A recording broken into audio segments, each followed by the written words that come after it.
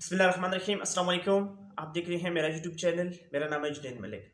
आज की वीडियो बड़ी इंपॉर्टेंट है उन लोगों के लिए जो कि शुगर को चेक करने के लिए ग्लूकोमीटर का इस्तेमाल करते हैं। ग्लूकोमीटर एक डिवाइस होती है जो कि शुगर को चेक करने के लिए इस्तेमाल की जाती है। अमूमी तौर पर हमारे पास पेशेंट आते हैं तो वो ये कंप्लेन करते हैं कि हमारे पास जो शुगर है वो 450 आई है इस तरह की डिवाइस पे।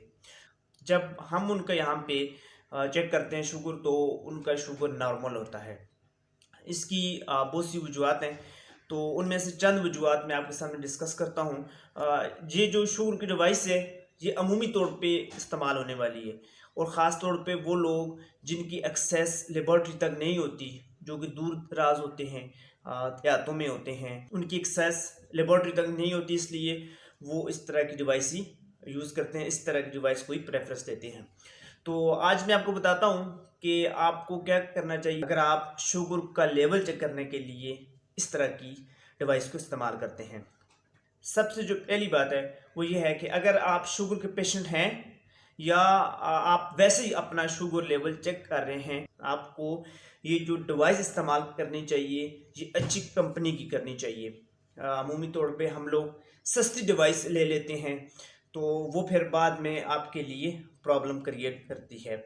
इसको आप कोशिश करें कि एक बार ही इसको लें और अच्छी क्वालिटी की लें ताकि बाद में कोई इशू ना बने। अमूमी तौर पे लोग सस्ती डिवाइस ले लेते हैं जो कि शुगर को या तो बहुत ज़्यादा लो देती है या बहुत ज़्यादा हाई देती है, जो कि बाद में अपने शुगर के लेवल को लेके बंदा डिप्रेशन का शिकार हो जाता है। एक तो अच्छी कंपनी की डिवाइस इस्तेमाल करें।